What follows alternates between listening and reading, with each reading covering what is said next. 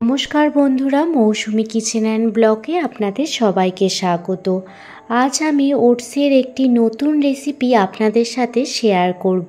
এই রেসিপিটি আপনারা ব্রেকফাস্টে, ডিনারে বা টিফিনেও দিতে পারেন। যারা ওজন নিয়ন্ত্রণে রাখতে চাইছেন তাদের জন্য ভীষণই উপকারী। রেসিপিটি বানানোর জন্য এখানে আমি একটি মিক্সিং বোল নিয়ে নিয়েছি। তার মধ্যে দিয়ে দিচ্ছি 1 বাটি পরিমাণ ওটস। এখানে আমি সাফোলার ওটস ব্যবহার করেছি, আপনারা যে কোনো রকম ওটসই নিয়ে নিতে পারেন। 1 বাটি ওটস মিক্সার গ্রাইন্ডারে খুব ভালোভাবে গুঁড়িয়ে নিয়েছি। ভালোভাবে গুঁড়িয়ে নেওয়ার পর একটি বোলে ওটসের পাউডার করে নিয়েছি। এরপর ওর মধ্যে দিয়ে দিচ্ছি ওই বাটিরই হাফ বাটি সুজি। এবার দিয়ে দিচ্ছি ওই বাটির হাফ বাটি টক দই। অবশ্যই টক দইটা খুব ভালোভাবে ফেটিয়ে নেবেন। টক দই দিয়ে দেওয়ার পর আমি বাড়িতে থাকা কিছু ভেজিটেবলস এর মধ্যে অ্যাড করব। প্রথমে দিয়ে দিয়েছি পেঁয়াজ, তারপর দিয়ে দিচ্ছি গ্রেট করে রাখা গাজর, এবার দিয়ে দিচ্ছি ছোট ছোট করে কেটে রাখা বিনস, সাথে দিয়ে দিচ্ছি ক্যাপসিকাম কুচি। আপনাদের হাতের কাছে যে সমস্ত সবজি থাকবে সেই সবজি দিয়েই এই রেসিপিটি আপনারা বানিয়ে নিতে পারেন। শেষে দিয়ে দিলাম স্বাদ মতো লঙ্কা, সাথে স্বাদ মতো লবণ আর 1 চামচ পরিমাণ গোলমরিচের গুঁড়ো। এবার দিয়ে দিচ্ছি 2 চামচ পরিমাণ বেসন। আপনারা বেসনটা স্কিপও করতে পারেন, তবে বেসন দিলে খুব সুন্দর বাইন্ডিংয়ের কাজ করে আর ওটসের চিলাগুলো খুবই নরম হয়। সমস্ত উপকরণ খুব ভালো করে একটি চামচের সাহায্যে মিশিয়ে নিচ্ছি।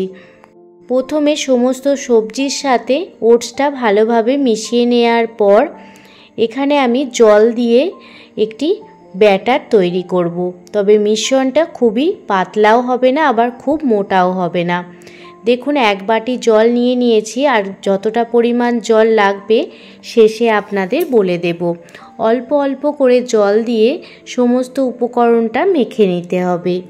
হাতে মাত্র 10 মিনিট সময় থাকলেই এই রেসিপিটি একদমই আপনারা বানিয়ে ফেলতে পারবেন। দেখুন খুব ভালোভাবে মাখিয়ে নিয়েছি। ওটসের ব্যাটারটি একটু ঘন ঘন হবে, খুব পাতলা হবে না। খুব পাতলা হলে খেতে অতটা ভালো লাগবে না। আরও অল্প পরিমাণ জল দিয়ে দিলাম, আর একদম সামান্য পরিমাণ জল এখনও রয়ে গেছে, ওই বাকি জলটাও দিয়ে দেব। 1 বাটি ওটসের পরিবর্তে 1 বাটি জল দিয়ে দিলাম। এবার সমস্ত উপকরণ ভালোভাবে মিশিয়ে নেওয়ার পর ঢাকনা চাপা দিয়ে 15 থেকে 20 মিনিট মতো ঢেকে রেখে দেব। যেহেতু এর মধ্যে ওটস বা সুজি আছে, আর এগুলো জলেতে পড়লে অনেকটা পরিমাণ বেড়ে যায়। সমস্ত কিছু ভালোভাবে মিশিয়ে নেওয়ার পর ঢাকনা দিয়ে 15 থেকে 20 মিনিট মতো ঢেকে রেখে দেব। 20 মিনিট পর ফিরে এসেছি আর আপনাদের দেখাচ্ছি। দেখুন ব্যাটারটি কিন্তু আগের থেকে অনেকটা পরিমাণ ঘন হয়ে গেছে। এখানে আমি 1 মুঠো ধনিয়া পাতা অ্যাড করে দিলাম। প্রথমে ধনিয়া পাতা দিতে ভুলে গিয়েছিলাম, তো সেই জন্য এই সময় অ্যাড করে দিলাম। আপনারাও হাতের কাছে যদি ধনিয়া পাতা পান অবশ্যই দেবেন, খেতে দেখবেন বেশি টেস্টি হচ্ছে। যারা ওজন কমাতে চেষ্টা করছেন তারা ব্রেকফাস্টে কিংবা লাঞ্চেও এই রেসিপিটি রাখতে পারেন।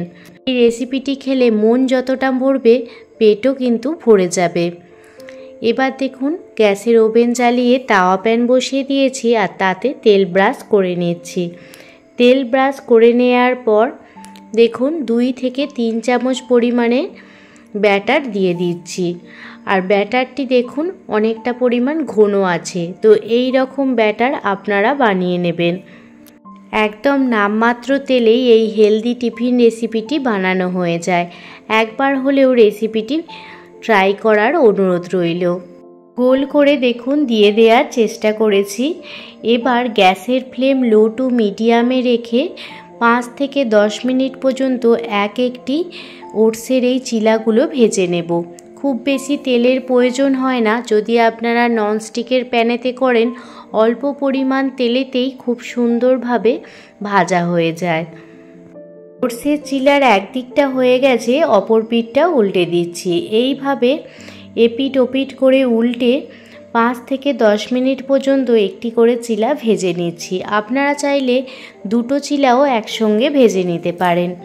গ্যাসের ফ্লেম একদমই হাই করে রাখবেন না, তাহলে চিলাটা পুড়ে যাবে ওপর থেকে আর ভিতরটা কাঁচা থেকে যাবে। টিফিনে একঘেয়ে রেসিপি নিয়ে যেতে যেতে বোর হয়ে গেলে একবার হলেও এই রেসিপিটি ট্রাই করে দেখতে পারেন। খুবই কম সময়ে একদম টেস্টি ভেজিটেবিল চিলা একদমই রেডি হয়ে গেছে। একইভাবে প্রত্যেকটি চিলা আমি ভেজে নেব। ভেজিটেবিল ওটস চিলা একদমই রেডি হয়ে গেছে। একে একে বাকি চিলাগুলোও ভেজে নেব। একদমই সামান্য তেল লাগে, এছাড়া আপনারা তেল ছাড়াও এই রেসিপিটি বানাতে পারেন। আর একদম অল্প তেলেই এই রেসিপিটি বানানো হয়ে যায়, কিন্তু খেতে হয় দুর্দান্ত। পরের ধাপে দেখুন দুটো টিফিন রেসিপি দিয়ে দিয়েছি। তো এইভাবেও আপনারা দুটো দুটো করেও ভেজে নিতে পারেন। ওটসের এই রেসিপিটি ভালো লেগে থাকলে প্লিজ একটি লাইক, কমেন্ট, শেয়ার এবং সাবস্ক্রাইব করে আমার পাশে থাকবেন।